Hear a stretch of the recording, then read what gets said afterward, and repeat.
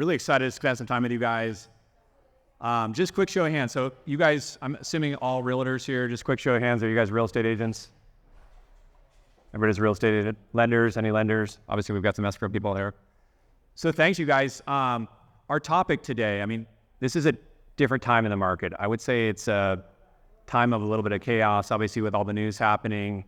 And I think a little bit of fear, too, in the market. I'm definitely sensing some fear, both in my business. We've been through a challenging 24 months, and also with some of the real estate professionals we talk to. There's some uncertainty out there. So we're going to talk about some things that I think are super helpful in terms of addressing that. But I also think this is a time where we should be thinking about our identity, how we want to show up, what does that value proposition look like? And my belief right now, and our belief collectively, is that kind of the mortgage and real estate professional from 2023 and prior is kind of done. I'm going to unpack that a little bit. I'm going to tell you why I believe that. But my goal today is to give you guys some information, some different ways that you can approach the market in a way where you can start to reshape your identity and ultimately have the confidence and the vigor to be able to say, when people ask you what you do for a living, you can start to say, I'm changing the real estate industry. This is one of those unique times where I think my background kind of enables me to talk about this at a high level. So I grew up in Northern California. Both my parents were in real estate, and my dad had worked for a contractor. They were doing some apartment building. As a kid, I would go up and work at the apartments. But one of the things that happened when I was a teenager is my dad decided to flip this property near where we lived. And at that time, in the early 80s, rates were skyrocketing. He had gotten a loan. They were running out of money on the project. It was looking like the project may be a total disaster, and they were contemplating filing bankruptcy. They managed to finally get out of the property, but it created a lot of chaos in my home. And I didn't know the particulars. I didn't really know what was going on. I think I maybe wouldn't have even gotten into lending if I knew the whole backstory. But at the time, I just recognized that it felt like a nervous time, and it also kind of shaped my parents' real estate perspective moving forward. So ultimately, I did jump into lending. It was the early 2000s, and at that time, it was not that difficult. I mean, home values were starting to move up, and as lending standards continue to loosen up, I mean, basically everybody was in play. You could fog a mirror, I could get you a home loan. It wasn't complicated. And we really didn't need to even qualify you. We didn't need to document your income in any meaningful way. So kind of everybody was in play. I was able to work with my network to kind of transact and do business. And it was kind of easy. And so we kind of had a little bit of a false sense of ourselves. But ultimately, 2008 hit, and that kind of rocked everybody in the industry. And anybody that was in the industry, if you guys were in the business, you know how challenging that was. And so I kind of had to reinvent myself. We did some modifications. I kind of stuck it out, almost lost my house, and just had to kind of start building over. I felt like starting over in 2008. So slowly, a couple of years later, started to kind of take the business a little more seriously. When I first started out, I was kind of like a little bit lifestyle with it. I wasn't taking it that seriously, but 2011 and beyond, we really started focusing in, and that's when my production really started to ramp up. And we were doing a lot of transactions. I started winning some awards, and through that time period, it was a market where things were expanding. We had got through the downturn, and people were transacting a lot. We saw inventory levels were healthy. It was a pretty easy time in the market, and it was easy to do well. But one of the things that started happening, and I kind of started noticing in 2017, 2018, is we would work hard, do a good job for the client, but then we might do a cash out refinance, and then they would ultimately get back into debt again. We would pay off some debt, and then they would get into debt again. And then maybe later, we had a client where we were trying to talk them into maybe buying an investment property. They just weren't comfortable with it, so they kind of missed out on that opportunity. We started to kind of question whether we were actually making an impact. And then there was a time I remember in 2018 where there was a proliferation of online lenders. You know, everything started to become more, and rate just became more into focus. And I was already in a broker shop. So I was an owner of a brokerage. I thought I was a price leader. And then I started losing deals over interest rate. And I remember talking to a coach. I was like, man, I just lost a loan over 0.25% in interest rate. You know, it's like $100 a month. Like, what's the big deal? And then the coach is like, what was that over the life of the loan? I'm like, yeah, it's like $36,000. He's like, well, what's the difference between you and the online lender that beat you? Like, what was the difference? How would you explain how you were different from them? We have a great experience and people really like working with us. And he's like, hey, no offense, but like, I think I would have gone with the online deal too. It just seems like it's the same thing. So why would I pay anymore? But the straw that really broke the camel's back for me, this is when everything kind of finally changed late in 2018, trying to figure out what, kind of going through this existential crisis, trying to figure out what we're going to do. And I got a call from a client. She called the team. I got connected with the client, and the client says, hey, Darren, we got to sell our house.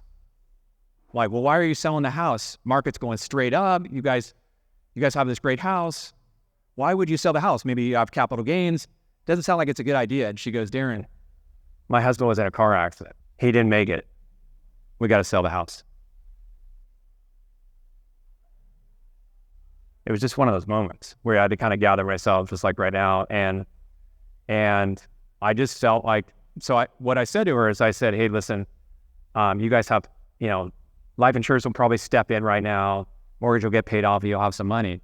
She goes, no, Darren, we don't have life insurance. That's when I knew it was my fault. That's when I knew that I had screwed up because we never had that conversation. I'm a dad. I was married. I had 2 kids. I had life insurance. Why didn't I have that conversation? If people were trying to tell me, hey, Darren, that's not your job, but I knew it was my job. And it was, the only difference is somebody took the time and the care to teach me about life insurance that I, in fact, had it, and I had never shared that with her. And so I started to really rethink how we were approaching the business and wanted not to be defined based on simply doing transactions, right? We're really in a unique position in our industry. We have the ability in so many ways to be more valuable. If you think about it, we are the people that sell people the most expensive asset they've ever owned. We put them in the most amount of debt they've ever had. And then we expect them to know exactly what to do with their mortgage or real estate for the next 30 plus years. And there's an infinite number of things that can go wrong when you own property, right? So many different possibilities. But what would we do? Like, we close the loan, we send them a congrats pack, we maybe reach out when the rates dip and let them know, hey, I'm going to try to sell you another loan. Why don't you give me a call back? Maybe we send them a pie on Thanksgiving. How are we helping them become more generational wealthy? What are we doing to make a difference that I could start to measure and define? And so that's what we started to work on. And I started to surround myself with some other people that kind of believe the same thing that I do, which is clients deserve more, and we have this unique opportunity to serve in a way that hasn't existed before. The way we see it is we're kind of in this divergent path right now, and if nothing else does, the settlement does, where we're going to go down 2 roads. One is this low price option, right? Where suddenly the consumer is going to have choices that they didn't have before. So let me just ask you a quick question, right? So here's a list of shoes right here. Like, somebody say, where would you buy that shoe from? Anybody? Amazon? StockX? Right, StockX. I'd buy it from StockX every day, right? Maybe you can't return it. Okay, good call, right? So maybe that's one of the reasons why you don't want it. Hopefully you like the shoe. Maybe you can dump it back on Amazon. But the point is, it's all the same shoe, right? Different prices, same shoe. We could just swap out these shoes for our faces, because that's what the consumer thinks right now. You guys are all selling the exact same thing. What is the difference for me between you and everybody else? So what do? This is what we do. We come up with 184 things that we do to earn our commission. There's one down below, 179 ways that agents are really worth it. What's the problem with this? Any problems with this list? Anybody want to take a shot at that? Slave driving. I think the problem is that somebody that wants to do this, somebody can also offer the 179 or 184 things and do it for 1%. Yeah, sure. I'll do the 184 things and I'll do it for 1%.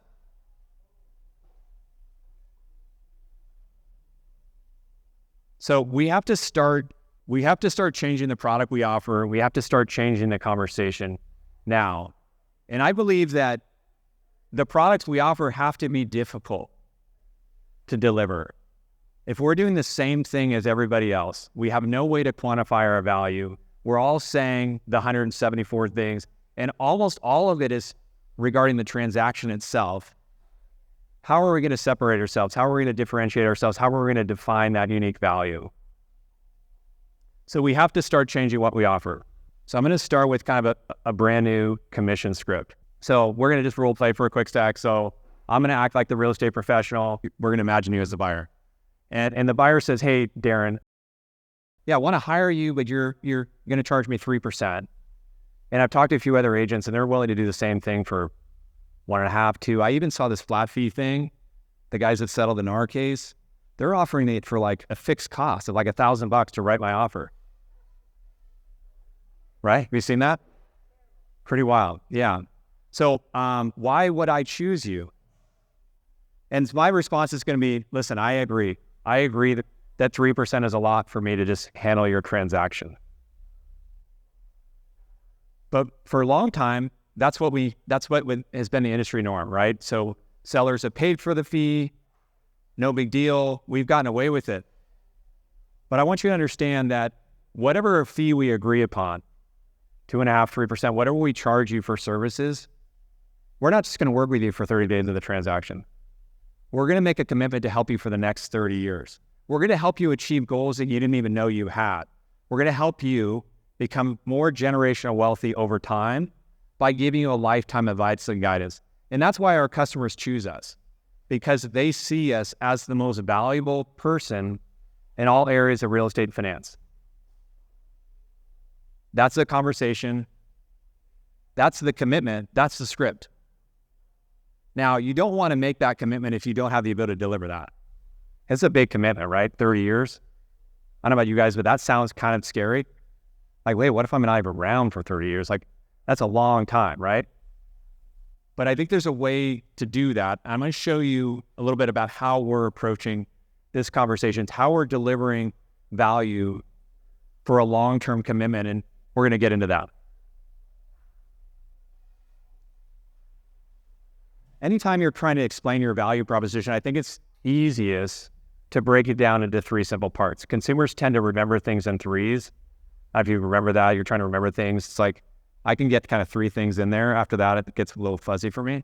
So we break down, and I think the real estate professional in the future should break down their value proposition in 3 areas. First, we create a more intentional process for the customer before they sell or buy a home. Second, we allow them to actually enjoy the experience instead of getting anxious and uncomfortable about the process. And then third, we're going to make this commitment to grow their generational wealth by accomplishing real estate and financial goals that likely wouldn't happen with our teamwork. See, we have a unique opportunity as real estate professionals, as lenders, and this commitment that we're talking about, you can do this with your lending partner. You can collaborate with teammates on this thing. But I believe this commitment is a unique commitment, and when we can do this, we can address a lot of challenges for consumers. This is a little bit about how we build the before, during, and after, and how we break it down as a percentage basis. So we believe that about 30% of the work is the preparation.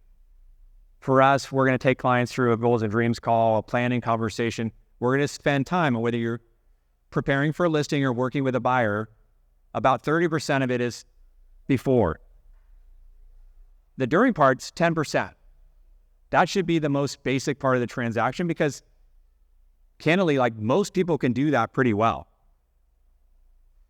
The after part, that's where you can really set aside, step away from the competition, where you guys can really make a unique difference in the market by delivering something that doesn't exist today. So let's talk about kind of the before part. What are consumers seeing right now? We're literally selling a product that nobody even wants. 82% of consumers report it's a bad time to buy. This is from August. And then here's mortgage demand drop as home buyers wait for lower rates. Now I'm going to teach you guys how to deal with this objection, but this is what our consumers are seeing. This is from July of 2024. We know the market is challenging right now. And here's the third piece, right? So home buyers are backing out. You guys know that kind of 1.5 out of 10 transactions are falling out right now. And it's kind of, to me, I'm not surprised. They're excited. They finally get themselves in a contract, and then they start looking at the fine print. They start looking at the property condition. Oh man, what am I gonna have to do to get this property ready to go? Oh gosh, fire insurance? Wait, I know you guys said that was gonna be expensive, but there's a fire in that mountain over there. How much is it gonna cost me? I don't know if I can do that.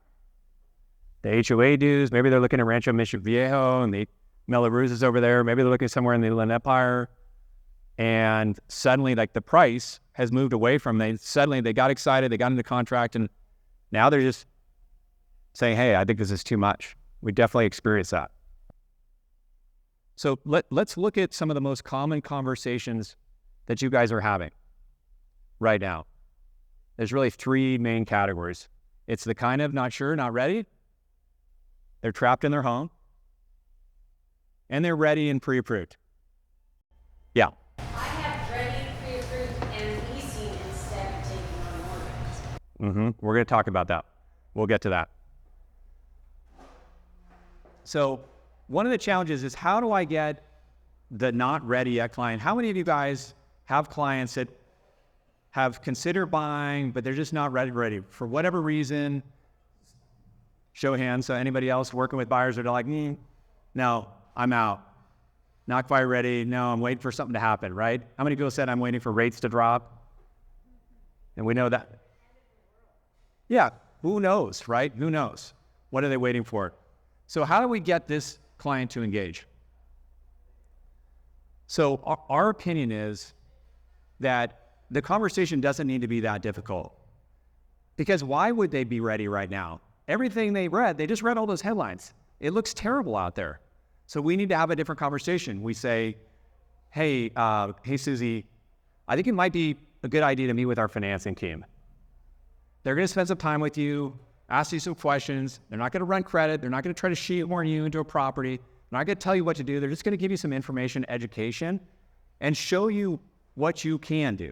And from there, potentially what you should do. And we have to get them from what they can do to eventually what they should do. And we're going to have to give them a lot of information and education to get them there. And I'll show you how we do that. The other piece of this is you have to believe it. It's not what you say, it's how you say it. They're going to feel. So you have to believe that there's real value in them going through that process. If you're going to say connect with my finance team, one is I would encourage you to sit down with your finance professional, whether that's us or somebody else, and go through the consultation so you can see exactly what the client's saying, what they're experiencing, and be in that conversation. I would encourage you to say, hey, I'll sit with you in the consult. Let's go through this together so you feel supported and we can make a collective decision. And the answer might be, hey, no, I definitely don't want to buy right now. That's perfectly okay. And that's how we reduce the defenses. Hey, it may not be the time for you to buy right now. Totally fine. But wouldn't you want to have the clarity to know that if this is a good possibility for you or not, versus just remain in this period of indecision and lack of clarity and just anxiety? I think that's where we have to start to lean in. What about this client? The homeowner that's trapped in their home. How many of you guys have people in your database, people that you maybe worked with before, that you've talked to them or you don't even want to call them because you're like, it's been 5 years, maybe since you had the last conversation, let's be honest. But you're like, they're not going anywhere. They got a 2 3/4 rate. They're at 3 1/4. Those guys are not selling their house. So this is where we can do what's called an equity analysis. Again, you can lean on your finance team or partner with your lender and say, hey, what if we do an equity analysis? Let's look at what the possibilities are. And the script is similar. Hey, listen, you guys are in a great spot. I understand that you guys have a great low rate. How are you doing on your future plans? How are things looking? Why don't you just sit down with our finance team, let them do a quick review? It's probably a good time to do that. And, what are your other goals, right? So some of the questions that we're asking right now is like, hey, if money were no object, what would you want to do? And then we can talk about that. So in this example, a realtor sends over this lead or this client. They have an $800,000 home. They've got a $300,000 mortgage, 30-year fixed, 2 3/4, but they've got a HELOC of $85,000. They got a car loan. They've got a bunch of credit card debt because inflation is eating up their cash. They only have $5,000 in liquid savings. They got some life insurance of $72K and a 401K. By the way, this is not atypical. This is the average American. Maybe not exactly in some of the higher end markets, but you go into most communities, this is normal. And this is their situation. So this is what the client looked like before we connected with them. And here's what it looked like a couple months later. Client had an interest in moving out of their house. They just didn't see the rationale in doing it. It felt like a dangerous move to move out of that house, but they'd outgrown the house. It didn't make sense for anymore. Maybe they want to switch school districts. In this case, they need a little more space. So now they own a $1.1 million house. They have an $880K mortgage. It's a 30-year fix. Now, the numbers are reversed now. It's 2 3/4. It's 7 1/4 now. But the HELOC's paid off. The car's free and clear. The credit card debt is wiped out. We now have $45,000 liquid savings, earning 4.5%. We've got a life insurance policy at $2 million. And now they're on pace to retire by 65. And they have $450 per month that they can put towards retirement and college savings. Which situation was better? They have more positive cash flow, more financial stability, and now they're in the house they want. But when you look at this, think of the mental gymnastics that somebody would have to go through to come up with this on their own.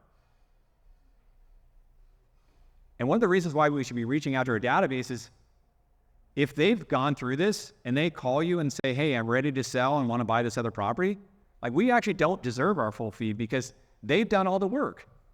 They came up with this on their own. But this is where the opportunity is to start reaching out and having these conversations to help them understand that, hey, you might have some goals and we can help you get there.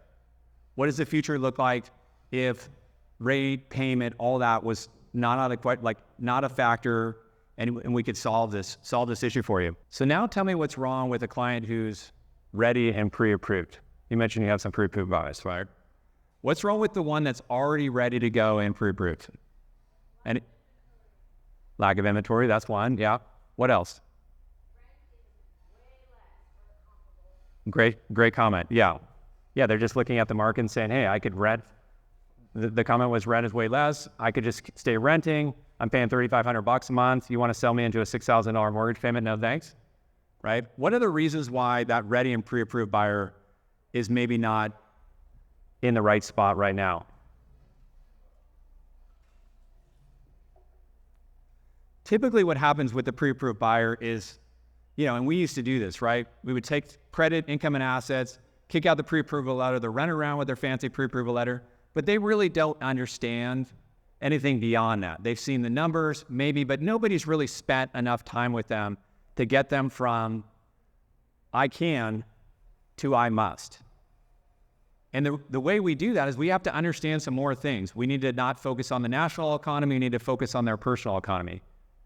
We need to help them understand, what does this look like if you don't buy a house? What's that future financial impact going to look like? And ultimately, we have to help them understand where the market's headed as well. So we take them through a process where we focus on 4 things. A deep understanding of the housing market, really get in the weeds so they understand where the housing market's going. Because guys, we understand that the train is leaving the station, right? Market's not going down. We've seen what house values have done. These guys just got to get on the train. Doesn't matter where you get on. You can always move up to the better car later. But if you don't get on the train, you're not going to be able to get on. It's going to leave without you. Personal economy versus national economy. People are always thinking about the national economy. They read the headlines and they're not thinking about their own unique circumstance. So we can talk about that. Hey, how does this impact your personal situation? What's your overall situation? Competitive advantage, doing things like fully underwriting the loan, submitting all cash offers, waiving contingencies when appropriate, all the things that we need to help them compete. We need to get them sending them out with a gun instead of a knife, because it's a gunfight out there. It's not a joke, right? To get into contract right now, especially in the lower price points, super challenging. So we need to prepare them for it. But before we can get them there, we need to run through numbers, why they must do it, not why they even should do it. Typically what we'll do in that situation, just to give you a quick example, I don't know if you guys have seen this before, but we'll do some sort of buy versus rent analysis. And the important thing here is, if we go side by side and I show you, you're renting today for $3,500 a month, this mortgage payment's $6,000, massive difference, right? Consumers will be like, no, I can't afford that, no shot. But so then we have to show them, okay, well, here's likely what's going to happen. Rates, we see the Fed, they're meeting next week. Rates are going to start cutting. It's looking like they're way behind, so rates might move down more significantly. It's possible. So we have to model out the future payment, not today's payment, number one. But two is we need to show them where rent is headed. You guys seen the rent stats? You guys know where rents are headed? So on average, it's 5% increase per year. So over a decade, that's a 50% rent increase. So the $3,500 a month rent is now going to be $5,200. The mortgage payment's fixed in. Now we're down below 6,000, 60, we're down in the 5,000. So now we're way ahead. And meanwhile, their income is growing. So they can either buy now or they wait. And we've had plenty of those situations where buyers have waited. In fact, talking to a client right now, it's the guy who married me, and I've been trying to get him into the market for so long. I mean, I've talked to him probably 20 times. He's an artist, lived in San Francisco. It's like, man, you got to buy something. You guys can afford to buy something. San Francisco's too expensive. We can't do it. Like, no, man, you can. I know you guys can pull this off. Then they start looking north of San Francisco. This is 2 years later, by the way. 2 years later, he's like, hey, we're looking up in Marin County now. The cheapest price we can get is 1.1, but we have some money to put down. We can get a house for 1.1 million. All right, let's do it. We get them all pre-approved again. We're out there ready, submitting offers. What does he do? He lowballs offers, can't get the property under contract. 3 more years go by. 3 more years go by. And during this time, I'm like, hey, dude, you guys love the mountains. Why don't you guys just move up to Tahoe? Forget about the city. Forget about Melville, like Marin County. It's too expensive. You guys just, you clearly said you don't want to spend that much money every month. You guys can get a place up in Tahoe for $750,000, $800,000. So what do you think they do? They don't move up to Tahoe until when? Till the pandemic. Who else is moving up to Tahoe during the pandemic? Everybody's moving up to Tahoe. So now the house they could have bought for $650,000, $700,000, now that's a $1.2 million out of their price range. They've been in Tahoe now for 2.5, 3 years. I think he might actually go into escrow on a property, but he still doesn't own. Let me just make clear about that. This is what I mean by going from can to must. And I blame that on me. I didn't ever get him to a place of, I got him to I should, but I never got him to I must. And that's the job we have. This is how we take somebody from I can to I must. And you guys could do the same thing, right? So we like to take our clients through this comprehensive process. We're going to do an upfront analysis. I'm going to show them the dynamics that affect supply and demand and pricing. We're going to address the psychology of the buyer situation. We're going to touch on appraisal gap, because if they get into a bidding war, how are we going to solve that? We're going to discuss commission gap as well. So we're going to break down the options of how to finance compensation, your broker's compensation in the transaction, either build it into the sales price, we can finance it in, you can bring in cash. So we model that out through this process. We're going to try to get them fully underwritten if they're committed to working with us, and we're going to be submitting offers in the next 60 days. And then ultimately, if we need to, we can submit all cash offers. Working on one of those right now where somebody's finishing up their remodel, they want to buy a new property, can't wait, so we might do an all cash program for them. But it's expensive, so they have to make it, it's a tough decision. Here's how we protect commission. Have you guys seen this before, kind of the different ways to finance? Just quick summary. So 4 or 5 different ways to finance compensation. Let's say you guys have an agreement at, in this case, 2.5%, 3% with your client. So you can do it a number of different ways, right? So you can either, just the standard way, current is sellers paying commission equally to listing side and buy side. Number 2 is buyer pays in cash. They're bringing in the extra cash for the compensation. Number 3 is we finance it in the loan. And I'll send you guys this deck, by the way. So anybody that wants this whole deck, just scan the QR code and we'll send it to you guys. And I'll also make sure Jeremy's got it so you guys can send this out. You guys could share it with your team. You guys can implement this thing in your business if you want. The fourth one is built-in price. So you can increase the sales price, increase the loan amount so that we're still at 20% down. And then the fourth option is if we miss value. So we offer the $1 million purchase price, value doesn't come in based on the numbers, and here's how we can get to that. That's that final loan amount. So we got to finance a little bit more into the transaction. Payment goes up a little bit, but we can still achieve both compensation and solve for the miss in value. And this probably takes a little more time to go through. I'm running through it really quickly. So anybody that wants to spend more time on it, reach out. We can walk you through this, and I'll send you guys this information. This is the during process. So we talked about the 3 phases, before, during, and after. This is the during process. This is my only slide for during. Everybody really should, particularly in the lending space, deliver a good experience for clients.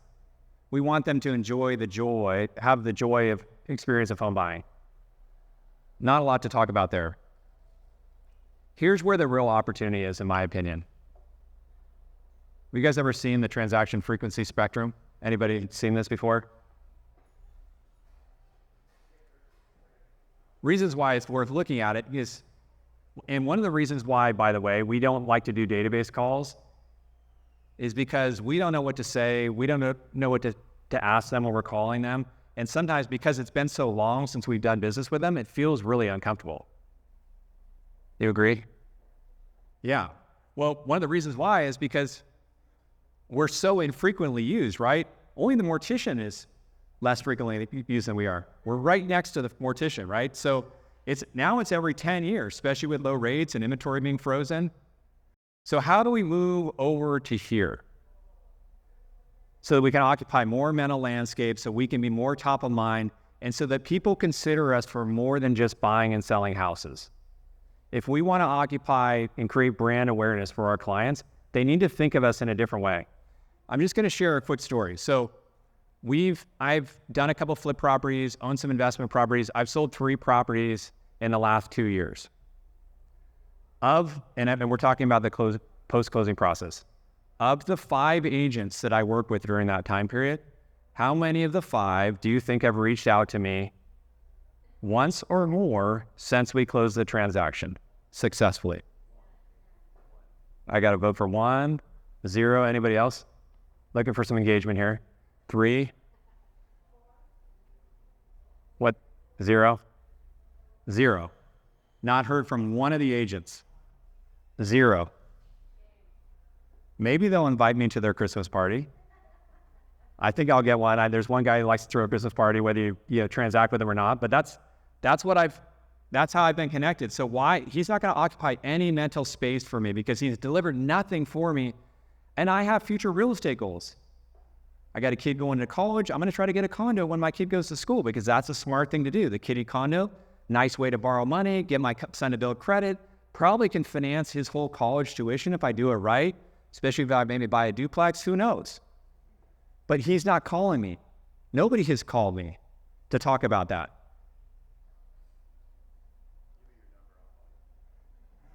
I'll post my number at the end and give me a buzz. So how do we become more memorable and not so forgettable? So one of the things we did is we built a financial services app. Have you guys ever heard of Mint.com? Do you remember that company?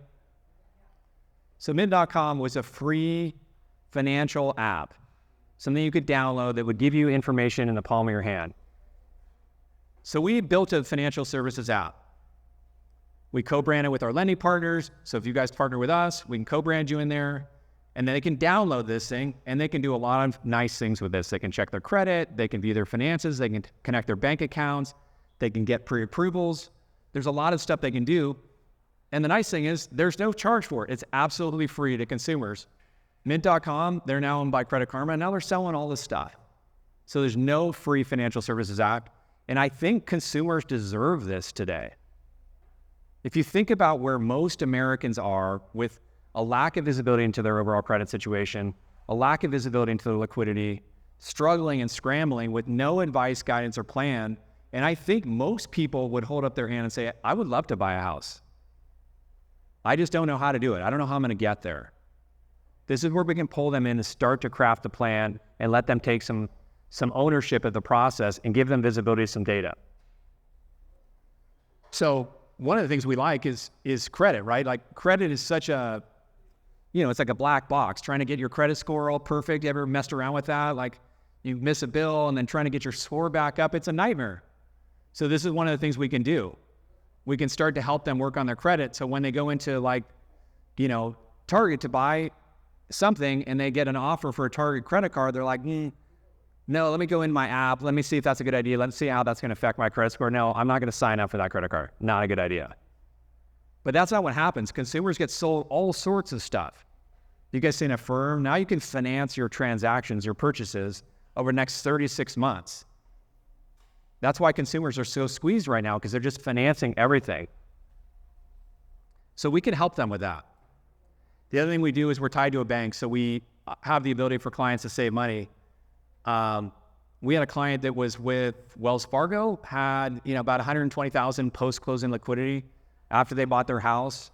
Like, hey, you got your money at Wells Fargo earning basically 0.3%, 0.03% interest. We can move it over to our bank. They're now earning 5%. On that $100 and something thousand, they're earning $7,000 a year. This is just like found money right now. How many of you guys have an account you don't have to raise your hand. Anybody have an account where you're earning basically zero interest on your money? I know it's not a fun one to think about, but the reality is a lot of us are doing that. So we need to take the opportunity, and this is just like a simple hack. This is how you guys can lean in with some value.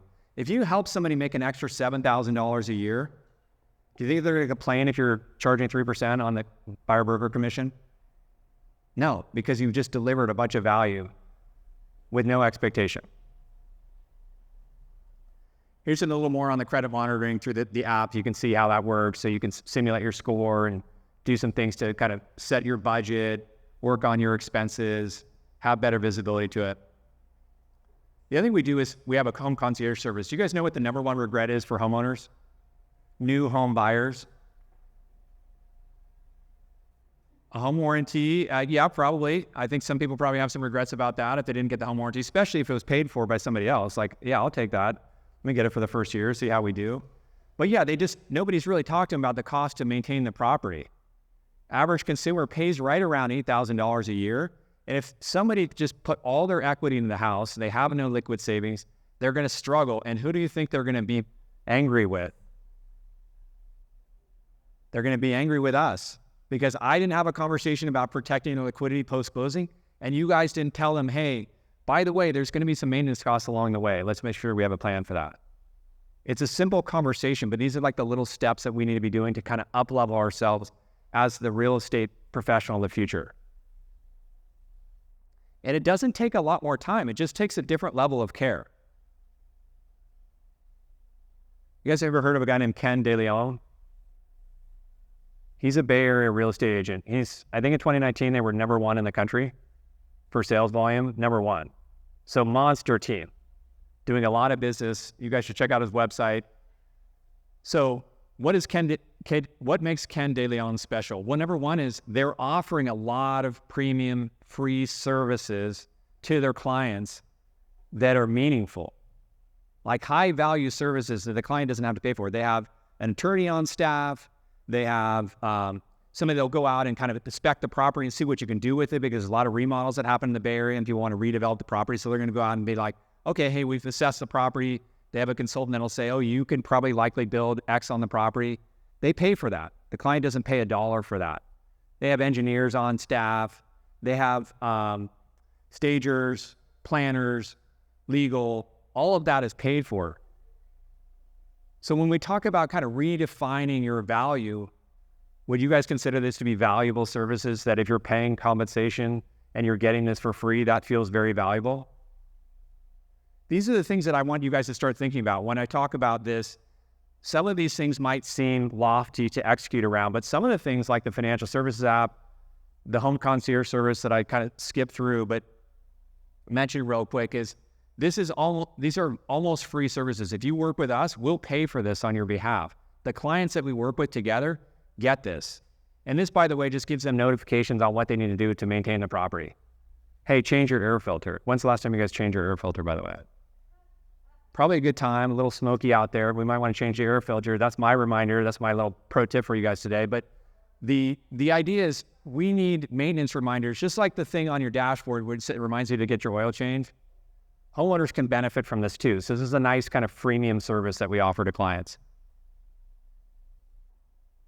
So going back to Ken DeLeon, I think as you're thinking about how you kind of redefine your identity, what are the things that you could potentially start to implement in your business or align with from a professional standpoint to start to offer to your clients? Jennifer, I know you work in a high-end market, complicated properties. What is some of the things that you guys talk about with clients as you're deciding whether to buy the property? Not to put you on the spot, but anything that you would share there? Like typically that you guys have to address when you're evaluating a property? Yeah, any things that you guys see typically on a property when you guys are going through your due diligence, who do you typically bring in to help make that decision? Outside the inspector, like what can you do with the property? How do you address that? Like, Well, we'll oftentimes have an architect come visit, or just depending on what their needs are, but offer those services and have those specialists come and give them insight on those visits, like just come and get toward the property. yeah, so you have relationships with preferred providers that you feel confident about that can come in and give them good feedback that now elevates your brand value to the consumer, right? So that's kind of what we're talking about. So obviously I'm showing you guys a lot of stuff from the financing side, but I want to encourage you guys to think about that. When you're explaining what you're going to charge to transact with them, you want to be able to deliver more than just, hey, I'm going to get you the top dollar for the house. I'm going to find you off markets. I think that's valuable. Don't get me wrong. Like finding off market deals, a lot of value in that, but that's, in my opinion, not enough. And ultimately, I want to feel good about what I'm doing. I want to create a legacy that I can be proud of, where I feel like I've truly impacted consumers in a measurable and meaningful way. And I want to kind of encourage you guys to do the same. So a couple more things really quick. So this is HomeBot. This is another tool that we send out to clients. This is a monthly wealth digest for your home. If you haven't used HomeBot, it's a great tool. If you have a lender sponsor, it's almost free. It's like $25 a month. So every month the client gets this. How often do you guys look at your bank account? Your bank statement? Once a month? More than that? Every day? Checking in? So, yeah, weekly. Okay, so it's common, especially right now if you're in a commission industry, like, man, when's my next paycheck coming in? I got to keep an eye on that bank account. So nobody's really looking at the bank account of their real estate. Now you might jump on Zillow or Redfin, but this allows us to keep information coming to them. And not only does they see what their equity position is, they can see what they can do with their equity. It's a great tool. And the other thing we do is we get alerts. So when somebody's using this tool, HomeBot, and our engagement on this is like 75, 80% if you haven't used it. People love this tool. And it's virtually free. Again, super valuable, simple to use, clients love it. And then, they can request CMAs. We get to see when they're looking at other properties. So this is a great opportunity to make cold outreach seem really warm because we already know that they're looking at stuff. We make a perfect mortgage promise, and I'll share with you kind of how we do that. So we use big data to identify trends with our clients. And some of these might be first-time home buyer, move up, move down, opportunities for debt consolidation, major life events. You guys know that big data exists. Sometimes it could feel a little bit big brothery, but if you're using it to not sell, but to deliver value in a tailored way that's appropriate for whatever's going on, this is super useful. So we monitor our database, and we can potentially monitor your database for major life events. Divorce, childbirth, high school graduation, move up, move down, some of those things that we can be alerted on. And we also get notified, obviously, if the rate has come down and there's an opportunity to save. So we use our partner called Trust Engine. It's called Borrower Intelligence Platform. We monitor data to look for transactional opportunities. And the benefit for you guys is when we work together, we're going to alert you guys of the opportunities. We're generating way more leads than we ever have because we have a plan to stay connected with our clients, and we get to see what they're doing before you do. So we can tell you, hey, they're looking at other properties. This would be a good time to reach out to them. They're exploring other markets. They want somebody just pull their credit, that kind of thing. I would say this is probably the most unique thing that we are doing that I think will change the industry. And this is one of the kind of closing pieces that I'll wrap with. So we have built what's called a client success team. We talked about the 30-year commitment that we make to clients. And the way that we deliver on the 30-year commitment is because we have a series of things that we do to deliver on a consistent annual basis, beginning with the post-closing call. So when we close a transaction, the first thing I do is call the client and say, hey, congratulations. That's amazing. How are you guys feeling? Oh my gosh, I'm so overwhelmed. Now I got to pack and move. Yeah, how long is this going to take? I'm like, don't worry. It's not going to take that long. Let me just set the expectation of what the future relationship with us is going to look like. I introduce them to the client success manager. Now I get to set the expectations of the things that I'm committed to moving forward. We get to introduce some of the technology that they're going to get, but we also set a schedule for how we're going to stay engaged with them and stay connected. You guys can do this too. You guys could set up a post-closing process. You could even partner with teammates Maybe get a VA to help you execute on this, set some alerts, set some reminders, and start to do check-ins. And the annual financial review is kind of where the meat and potatoes lives. Because we talked about some of those things that we missed, right? We talked about life insurance, how we screwed that up. Estate planning, we've messed that up before too. Do they have the right CPA, or do you need a referral? How's your real estate professional doing if we got a referral from some random aid? We didn't get a referral and they need a real estate professional referral. We talked to them about their future real estate goals. This is where we can kind of pick up the pieces if we missed anything in the early phase of the process to ensure that we deliver on our commitment. So that I don't have those regrets that I've had many times where we didn't do the job that we thought we were doing and ultimately some impact happened. And one of the things I'll say is, like, how many times have you guys seen properties go into probate? There's people that specialize in probate. It's because somebody didn't take the time to help them set up a trust. Again, simple opportunity for you guys to do a trust webinar with a real estate trust professional, right? You guys can bring your clients into, hey, what's the last time you upgraded your trust? We have a new partnership with a new trust attorney. Why don't you guys come and meet us on Wednesday night at 6 o'clock? Super simple. Now you have this referral relationship. You're driving business to the trust attorney and you're delivering on your commitment. Make sense, you guys? Love it, love it. So here's typical lender and realtor database. We have a lot of people maybe in there. We don't know much about them. So that's where we start to monitor for what I was talking about, some of these opportunities, listed house for sale, equity, their credit scores improved. I get alerts when my credit scores come up. So I knew if there's an opportunity to help them either buy or save or refinance. I get notified when they're shopping for a mortgage. I really love that. Significant life events. So this is kind of what the database of the future can look like. Any questions on this one or any other questions? I'm going to give you guys a link to get connected, get this webinars, or excuse me, get this presentation and get connected with us. But any questions on this or anything else that came up that you guys want to talk about?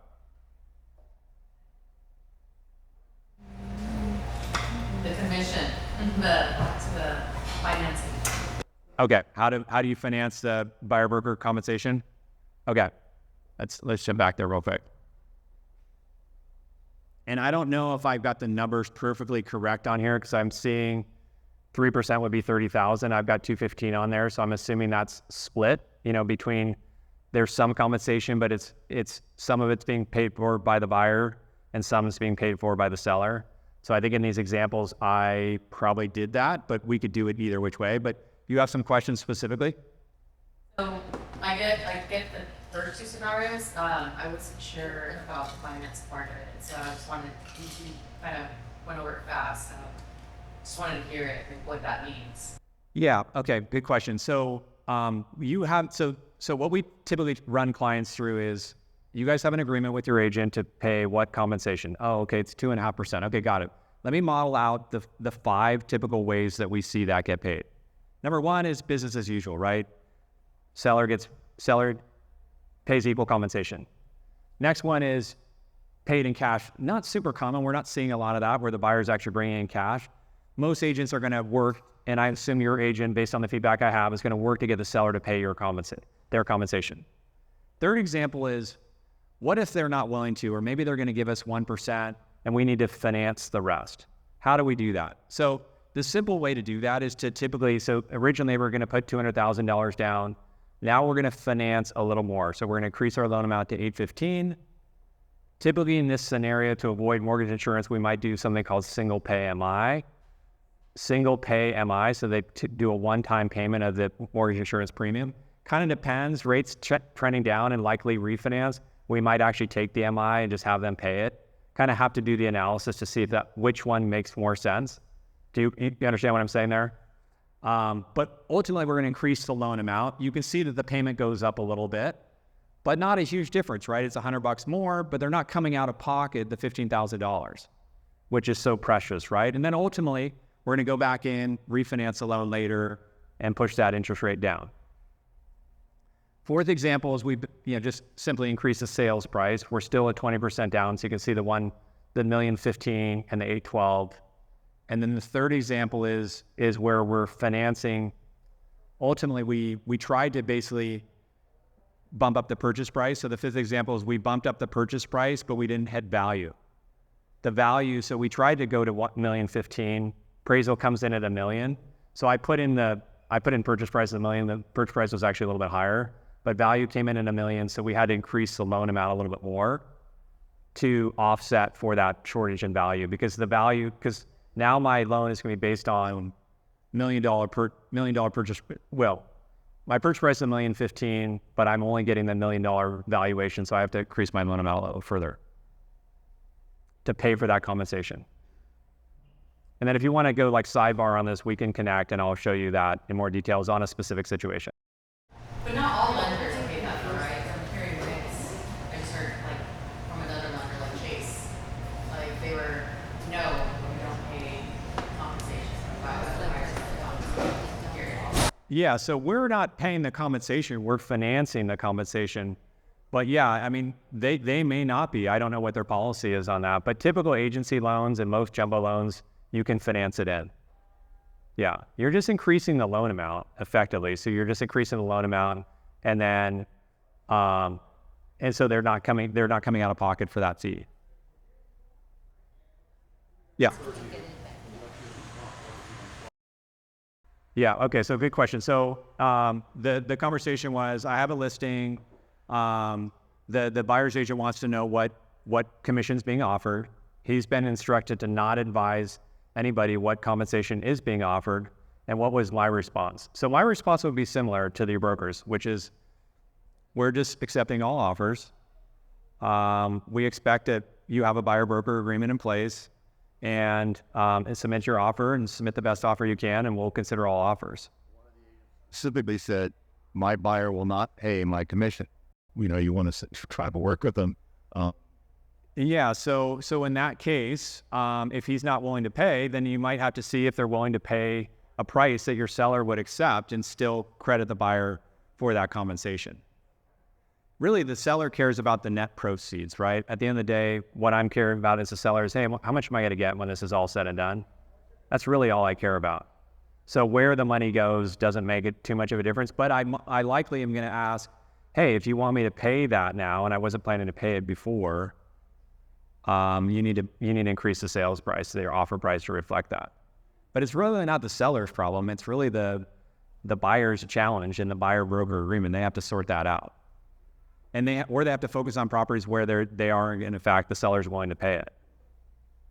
So either the seller pays it or they bump up the sales price, right? Kind of your two choices. Yeah. I've got 3 different responses in 3 different days. Yeah, I can see why that would cause some confusion. Yeah, I think a lot of this stuff is going to get sorted out too. So I know it's unsettling when you go through this transition period. So I'm just from a place of empathy, I get that. I think it will get normalized, but I think there is a possibility that there's continued pressure on particularly the buyer side commission, because it's still very early and we don't know what people are going to say and do. It's hard to anticipate consumer behavior. So I think this is where I want you guys, my encouragement is to double down on value proposition, get really clear on what makes you unique and special, so you don't have to have that same conversation about being compared apples to apples, because it's not. You guys are offering a different product, a different service, and a different commitment.